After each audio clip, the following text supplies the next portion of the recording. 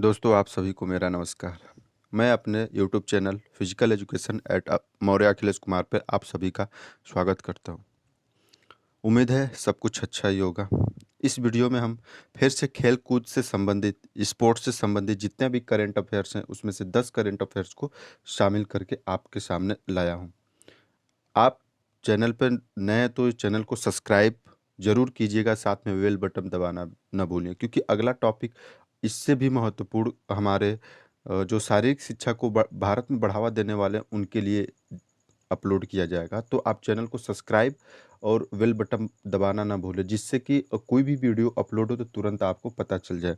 साथ ही शेयर और लाइक ज़रूर कीजिए, जिससे कि चैनल्स और वीडियो ट्रेंड में आता है और लोगों तक पहुंचता है और लोग इसका फ़ायदा लेते हैं और इससे हम लोग को एक मोटिवेट मिलता है काम करने के लिए और एक बेहतर काम दे सकें। तो जल्दी से आप लोग पहले सब्सक्राइब, शेयर और लाइक कीजिए। उसके बाद आइए हम लोग अपना करंट अफेयर्स को देखते हैं। देखिए, आपके सामने पहला प्रश्न है, कैरेबियन प्रीमियर लीग 2021 के संबंध में विकल्प में कौन सा तथ्य सही नहीं है। सबसे पहले हम जान लेते हैं कैरेबियन प्रीमियर लीग क्या होता है। देखिए, जिसे भारत में आईपीएल होता है, इंडियन प्रीमियर लीग, खेलों को बढ़ावा देने का एक माध्यम होता है। तो उसी तरह जो हमारे कैरेबियाई देश जैसे वेस्ट इंडीज है, युगांडा है, तो ऐसे देश, जमैका, ऐसे देश मिलकर एक अपनी प्रतियोगिता कराते हैं, वो वही कैरेबियाई प्रीमियर लीग कहलाता है। और इसकी शुरुआत जो होता है जो कैरेबियन प्रीमियर लीग होती है, इसकी शुरुआत 2013 में शुरुआत कर दी गई थी, 5 जून को, जिसमें सिर्फ 6 टीमें भाग लेती हैं। तो पूछ रहा है कि 2021 में जो कैरेबियन प्रीमियर लीग खेली गई थी उसके संबंध में कौन सा विकल्प सही नहीं है, क्योंकि यहाँ पे आप देख सकते हैं सही नहीं की बात की है, यानी जो गलत होगा वही इस प्रश्न का सही उत्तर होगा। ऑप्शन है, खिताब Saint Kitts and Nevis Patriots ने जीता था। वहाँ की टीम का नाम होता है किट्स एंड पैट्रियोट। अंत में इस प्रश्न के अंत में बताएंगे कौन कौन सी टीमें थी उसमें। ऑप्शन बी है, Roston Chase player of the CG चुना जाने वाला खिलाड़ी था। ऑप्शन सी, सर्वाधिक विकेट लेने वाले खिलाड़ी रवि रामपाल थे। और ऑप्शन डी है, सेंट किट्स एंड नेविस पेट्रियोस के कप्तान आंद्रे फ्लेचर थे। तो आइए इसका विवरणात्मक हम उत्तर को समझने का प्रयास करते हैं। तो देखिए, यहाँ पे उस प्रश्न के बारे में बहुत सारी चीज़ें समझाई गई है कि कब ये 2013 में 2021 में ये 26 अगस्त से लेके 15 सितंबर तक आयोजित की गई थी, यानी कि पूरी इतने दिनों तक चली ये प्रतियोगिता। कहाँ पे चली? ये उन नवा संस्करण था इस कैरेबियन प्रीमियर लीग का, जो कि वेस्ट इंडीज के अंदर आयोजित हुआ था। इसमें हमारे 6 टीमें भाग लेने वाली होती हैं। वो सारी टीमें वेस्ट इंडीज की होती, जैसे Trinbago Knight Riders, Guyana Amazon Warriors, Saint Kitts and Nevis Patriots तीसरी टीम। चौथी टीम की अगर हम बात करेंगे तो सेंट लूसिया किंग। और एक टीम है जमाइका तलवास टीम। और अंतिम और यानी छठा जो टीम होता है बाराडोस रॉयल्स टीम। यानी कि जो 6 टीमें कैरिबियन प्रीमियर लीग में खेलती हैं, 6 के नाम आपके सामने हैं। फिर अब इस टूर्नामेंट के बारे में जानते हैं कि फाइनल मुकाबला देखिए किसके किसके बीच में फाइनल मुकाबला हो रहा है।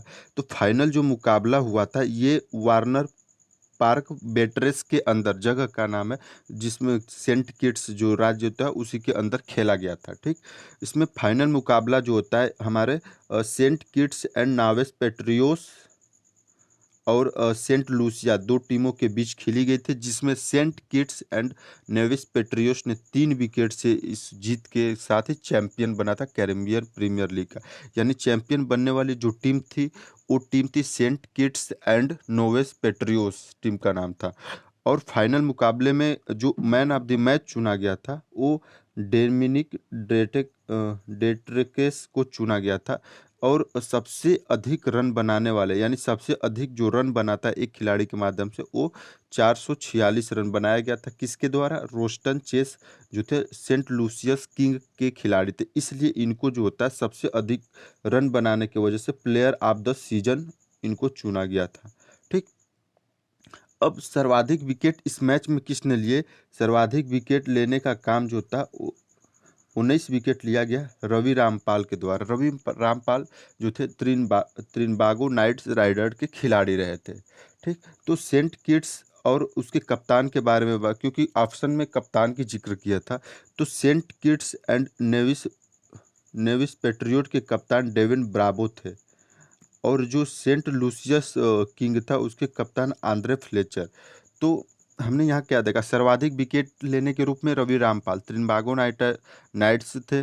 ठीक, सर्वाधिक रन बनाने वाले सेंट लूसियस के खिलाड़ी रोस्टन चेस 446 रन, और जो था Saint Kitts and Nevis Patriot ने सेंट लूसिया को 3 विकेट से हराकर चैंपियन बना था। और सेंट किट्स और नोविस पेट्रियट्स के कप्तान डेविड ब्रावो थे, और सेंट लूसिया किंग के कप्तान आंद्रे फ्लेचर थे। तो इस प्रकार अब हम लोग प्रश्न पे पहुंच के हम उसके उत्तर को देखते हैं कि कौन सा उत्तर सही है।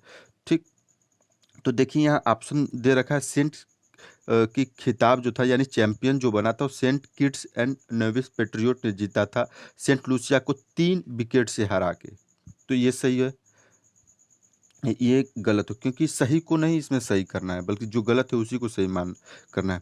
ठीक, तो इन्हें जीता था, इसलिए ऑप्शन ही गलत है। फिर क्या, Roston Chase player of the series चुना गया क्योंकि उन्हें 446 रन बनाए थे, सेंट लूसियस के खिलाड़ी थे। तो ये भी ऑप्शन गलत है।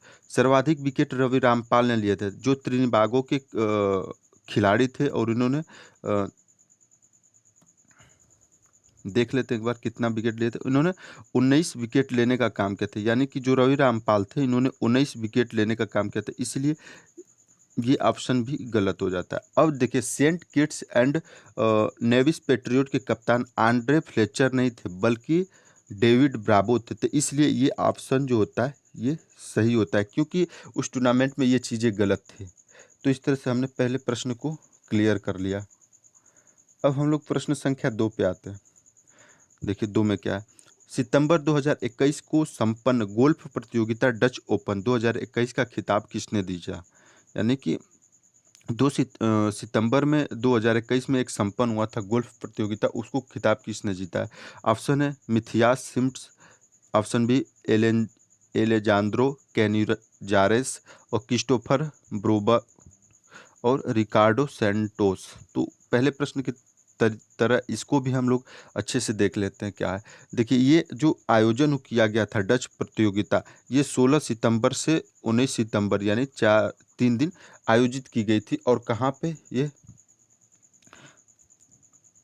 क्रोमवायटर्स नीदरलैंड में संपन्न की गई थी। इस प्रतियोगिता का नाम क्या होता है? गोल्फ प्रतियोगिता डच ओपन प्रतियोगिता के नाम से होता है। इसमें जो खिताब जीतने की बात की गई, तो खिताब जीतने वाले खिलाड़ी थे स्वीडन के खिलाड़ी, यानी गोल्फर थे क्रिस्टोफर ब्रोगर्स। ठीक, विजेता रहे। और जो उप विजेता रहे यानी दूसरे स्थान पे, वो अमेरिकी गोल्फर मथियास सिम्ड थे। तो इस तरह से इस प्रश्न का भी उत्तर हम लोगों ने देख लिया कि जो चैंपियन रहे वो नीदरलैंड के थे। जो यहाँ पे चैंपियन थे वो क्रिस्टोफर ब्रोगर्स थे जो नीदरलैंड के थे।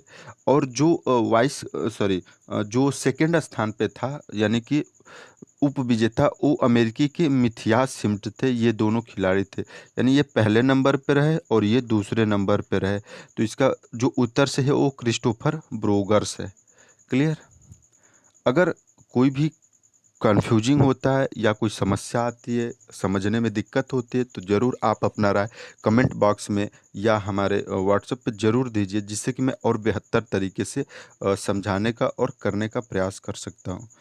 इसके लिए आप लोग को बहुत बहुत धन्यवाद रहेगा। प्रश्न संख्या 3 है, Asia rugby under 18 girls sevens championship 2021 में भारत को पराजित किस देश ने किया था?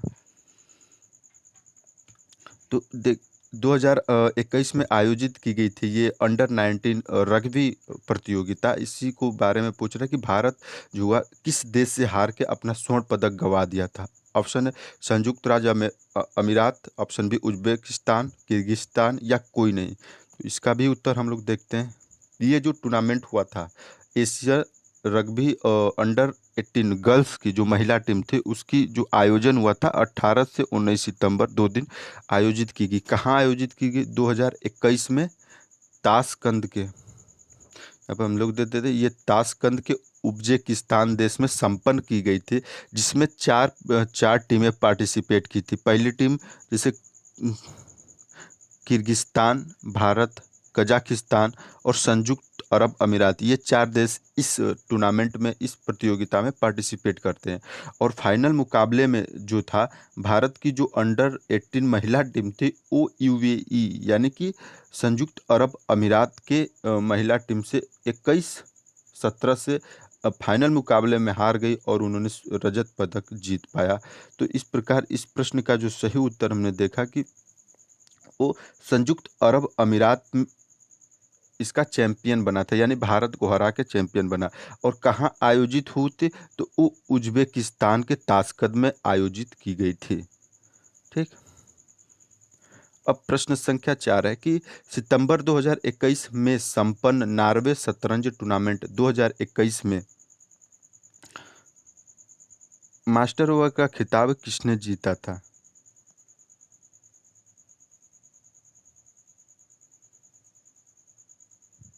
तो जो मास्टर किस में खेला जाता है? शतरंज में, यानी मास्टर वर्ग हमेशा रिलेशन किस खेल से रखता है?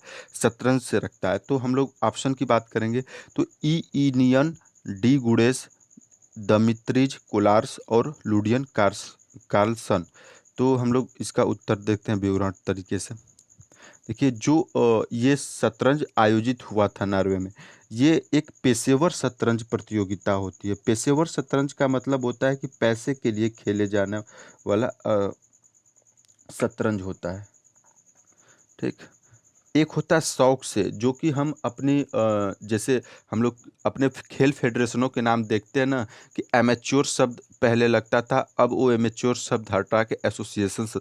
एमेच्योर का मतलब होता था शौकिया के लिए, यानी हम शौक के लिए खेल रहे हैं, हम नाम के लिए खेल रहे हैं, पैसे के लिए नहीं खेल रहे हैं। ठीक। जैसे ओलंपिक्स खेल में हमें पैसा नहीं दिया जाता, सिर्फ एक सम्मान के लिए मेडल्स और प्रशस्ति दिया जाता है। ठीक।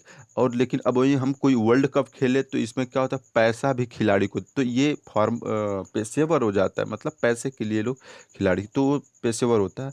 और नॉर्वे टूर्नामेंट जो होता था, स्टांजोर में नॉर्वे में संपन्न किया गया था। इसकी जो विजेता रहे, देखिए,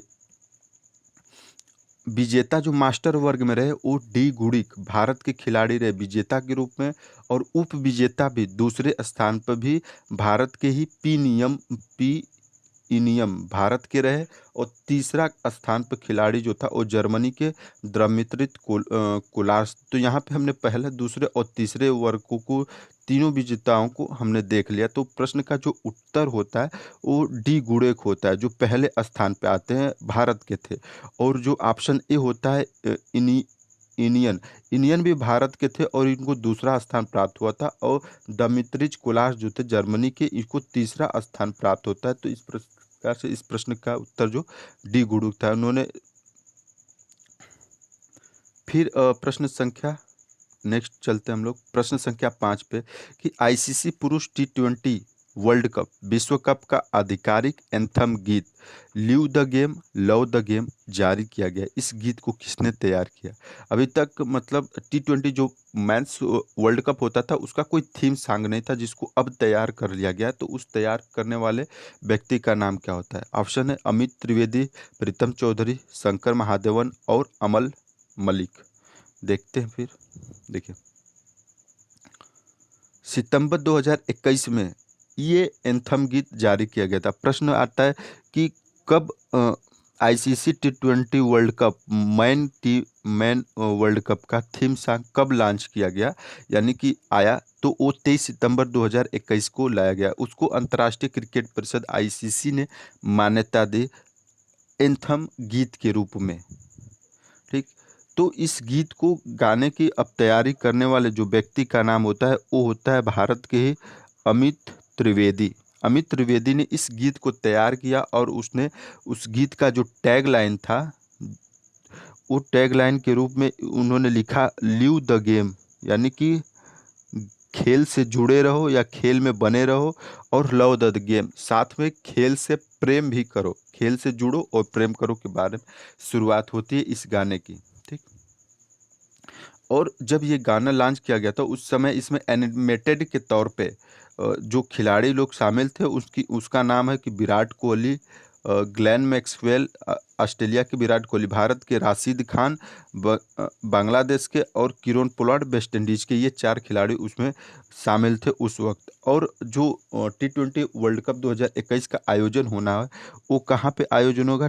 17 अक्टूबर से शुरू होगा और 14 नवंबर तक चलेगा, जिसमें कुल 16 टीमें भाग ले रही, जिसमें से 16 टीमें इसमें पार्टिसिपेट कर रही हैं। तो इस प्रश्न का जो सही उत्तर हमने देखा वो क्या होता है? अमित त्रिवेदी ने इस सांग को तैयार कर किया है और आईसीसी ने इसको मान्यता दे दी सितंबर 2021 में। अब नेक्स्ट है कि प्रश्न संख्या 6 पे, सितंबर 2021 में किस भारतीय तीरंदाज को विश्व तीरंदाजी एथलीट समिति में चुना गया? देखिए, विश्व एथलीट समिति एक अलग समिति होती है जिसमें खिलाड़ी लोग चुने जाते हैं और उनके प्रदर्शन के दम पर ही वो अपना स्थान बनाने में सफल होते हैं। और उन लेकिन जो चुनने का तरीका होता है वो एक वोटिंग माध्यम के से चुना जाता है। ठीक, तो जो वोटिंग हुआ था वो सितंबर 2021 में हुआ था विश्व तीरंदाजी एथलीट समिति का। तो उसमें ऑप्शन है अभिषेक वर्मा, अतनुदास, संदीप कुमार और रंजन चौहान। तो देखिए, जो सितंबर 2013 में आयोजित हुआ था तीरंदाजी का वर्ल्ड कप, उस तीरंदाजी के वर्ल्ड कप में 3 स्वर्ण पदक जीतने की कारनामा भारत के खिलाड़ी जो रहे, अभिषेक वर्मा ने 3 गोल्ड मेडल इस विश्व कप में 2021 में जीते। और उसी के दम पर, उन्हीं के प्रदर्शन के दम पर उन्होंने एथलीट समिति में चुना गया था। चुनने की प्रक्रिया जो होती है वोटिंग के माध्यम से ही होती है। तो अधिक प्रेफरेंस उन्हीं को देते हैं जो चैंपियन बनता है या सबसे बेहतर प्रदर्शन किया जाता है। ठीक,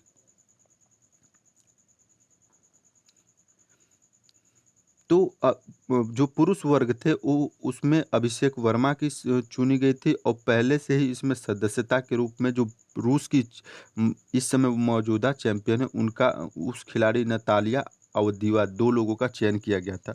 इस जो तीरंदाजी एथलीट समिति होता है इसकी अध्यक्ष फारकड़ है नाव फारकड़ है। उन्होंने अन्य सदस्य के रूप में भी लोगों की चयन किया गया था। तो इस प्रकार इस प्रश्न का जो सही उत्तर था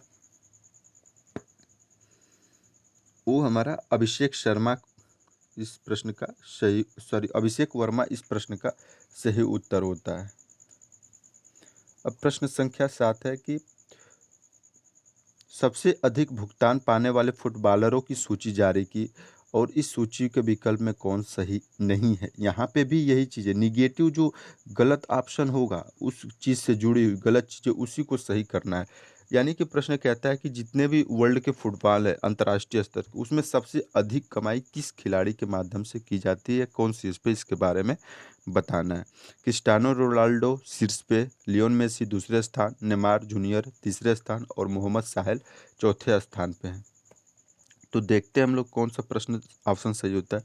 21 ये जो सूची थी, सूची को जारी करने वाला जो संस्था वो फोर्ब्स पत्रिका के माध्यम से 2021 में जारी किया गया कि वर्ल्ड में सबसे अधिक फुटबॉलर कौन है जो कमाता है। ठीक, तो ये 21 सितंबर 2021 को जारी कर दिया गया सूची। इसमें 10 फुटबॉलरों की सूची जारी की गई है। लेकिन अगर बात की गई है कि वर्तमान परिदृश्य में जो कमाई की गई है उन 10 खिलाड़ियों के माध्यम से, वो 570 बिलियन डॉलर की गई थी। और जबकि वो पिछले वर्ष की ये बात होती है, 570 पिछले वर्ष में कमाई की गई थी। और वर्तमान समय में इस साल जो होता है 585 मिलियन जो था अमेरिकी डॉलर की कमाई की गई, यानी पिछली साल के अपेक्षा 15 मिलियन डॉलर अमेरिकी डॉलर की अधिक कमाई की गई उन 10 खिलाड़ियों के माध्यम से। तो इस शीर्ष की जब हम बात करेंगे, अब हम यहाँ पे शीर्ष की बात करेंगे, सबसे अधिक किसने कमाई है, तो वो जो होता है क्रिस्टियानो रोनाल्डो जो होता है 125 बिलियन अमेरिकी डॉलर के साथ शीर्ष पर होते हैं। और दूसरे स्थान पे लियोन मेसी 110 मिलियन और नेमार जूनियर 95 मिलियन। और चौथे स्थान पे जो होते हैं वो किलियस एम्बाप्पे 43 मिलियन और मोहम्मद साहिल 41 मिलियन के नंबर पर होते हैं। तो शीर्ष पे क्रिस्टियानो रोनाल्डो, दूसरे स्थान पर लियोन मेसी और तीसरे स्थान पर नेमार जूनियर होते हैं। तो इस प्रकार इस प्रश्न का देख लेते हैं। देखिए, क्रिस्टियानो रोनाल्डो जो होता है शीर्ष पे 125 अमेरिकी डॉलर के साथ, लियोन मेसी दूसरे स्थान पे आ जाते हैं, नेमार जूनियर जो होते हैं तीसरे स्थान पे आ जाते हैं, और चौथे स्थान पे जो होता है यहाँ पे आप देखिए मोहम्मद साहिल चौथे स्थान पे आ जाते हैं। ठीक। और जो देखिए इसमें एक चीज़ हम गलत हो गया था, ये जो मोहम्मद साहिल थे वो चौथे स्थान पे ना आके पांचवें स्थान पे, और टाइपिंग मिस्टेक हो गया है तो इसके लिए माफ़ कीजिएगा। चौथे स्थान पे किलियन एम्बाप्पे होते, तो यहाँ पे देखिए ऑप्शन में ये प्रश्न उत्तर सही होता है, क्योंकि ये गलत है। ये मोहम्मद साहिल जो होते हैं पांचवें स्थान पर पाए जाते हैं अधिक कमाई में फुटबॉलरों की श्रेणी में, इसलिए इस प्रश्न का सही उत्तर होता है ये। अब प्रश्न संख्या 8 है हमारा। चांद पर हाल ही में एक चंद क्रेटर का नाम मैथ्यू हसन रखा गया, जो स्थित हो। चंद्र क्रेटर एक चंद्रमा पर पाए जाने वाली जगह होता है, उसी के नाम को मैथ्यू हैसन रखा गया होता है। और वो किस ध्रुव पे है, किस जो चंद्रमा का किस भाग में हो, जैसे उत्तरी ध्रुव पर, दक्षिणी ध्रुव पर, उत्तरी और दक्षिणी के बीच में, या इसमें से किसी भी नहीं पे।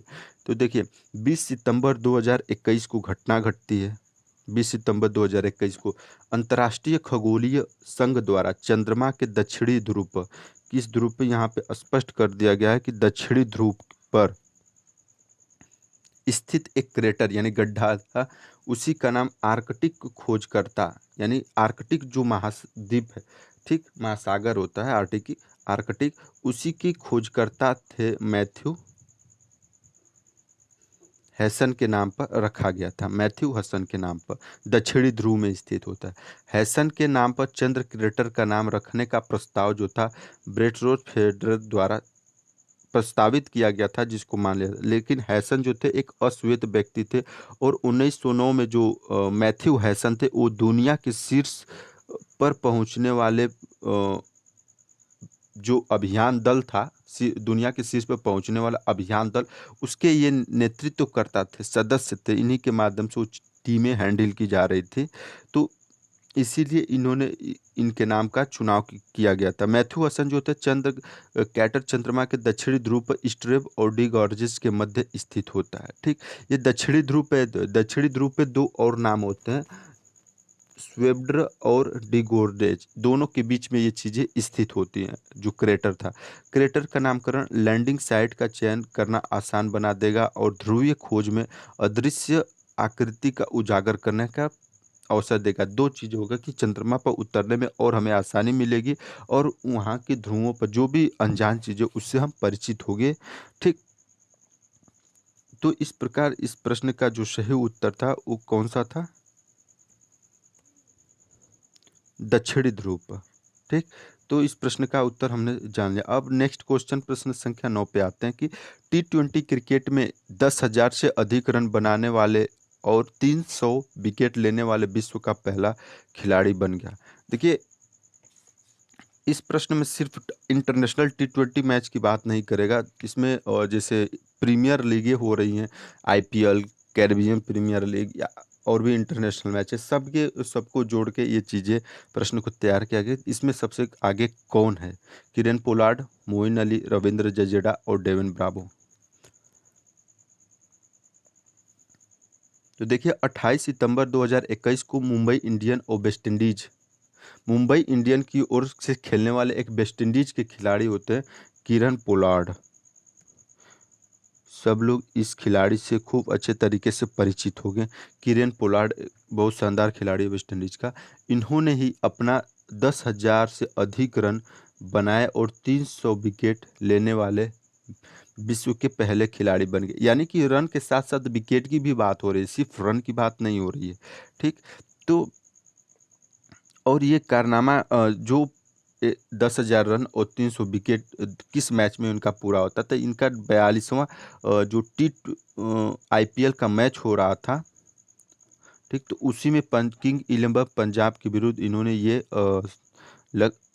उपलब्धि को प्राप्त किया था। लेकिन अगर बात करें T20 भी क्रिकेट वर्ल्ड की, तो सबसे अधिक सिर्फ विकेट की बात करें तो 548 विकेट वेस्ट इंडीज के ही खिलाड़ी जो थे डेविन ब्रावो के नाम पर दर्ज होता है। और वहीं पर अगर T20 क्रिकेट में सिर्फ बैटिंग यानी रन की बात करें तो क्रिस गेल जो होता है 440 पारियों में 14,276 रन बना के शीर्ष पे होते हैं। ठीक, ये चीज़ें होती हैं यानी कि, और हमने इस प्रश्न में किस चीज़ को, एक बॉलर और बैटर जो ऑलराउंडर है उसकी बात कर रहा था। ठीक, तो इस चीज़ को समझने का प्रयास कीजिएगा आप लोग। तो इसी की जो किरण पोलार्ड थे, इन्होंने 501 T20 मैचेस खेली और जिसमें एक शतक और 56 अर्धशतक लगाए थे और कुल 11,217 रन बनाकर इस समय दूसरे स्थान पर। देखिए, सिर्फ अगर रन की बात करिए तो क्रिस गेल शीर्ष पे हो, उसके बाद किरण पोलार्ड का नाम आता है। और जब बॉलिंग की बात करें यानी विकेट लेने की बात करें तो ये जो किरण पोलार्ड होता है, इन्होंने अपने जो होता है 65 जो किरण पोलार्ड ने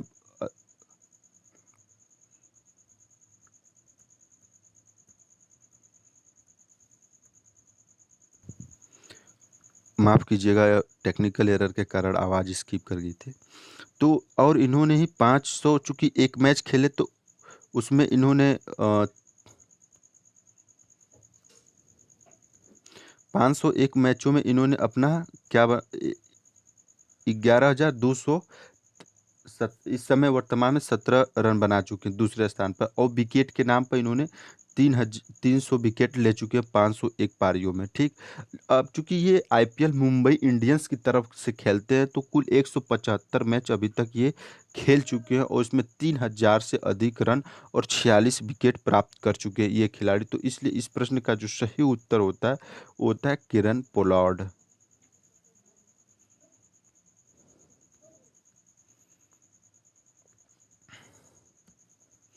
फिर और अब इस एपिसोड का सबसे अंतिम प्रश्न, उससे पहले आप सभी से रिक्वेस्ट है कि जो लोग चैनल पे नए हैं उस चैनल को ज़रूर सब्सक्राइब कीजिए, शेयर कीजिए, लाइक कीजिए, ताकि और सेवाएं मैं आप सभी को दे सकूं और एक अच्छा प्लेटफॉर्म बना सकूं। तो आप लोग से रिक्वेस्ट है, जल्दी से जल्दी सब्सक्राइब, शेयर और लाइक कीजिए।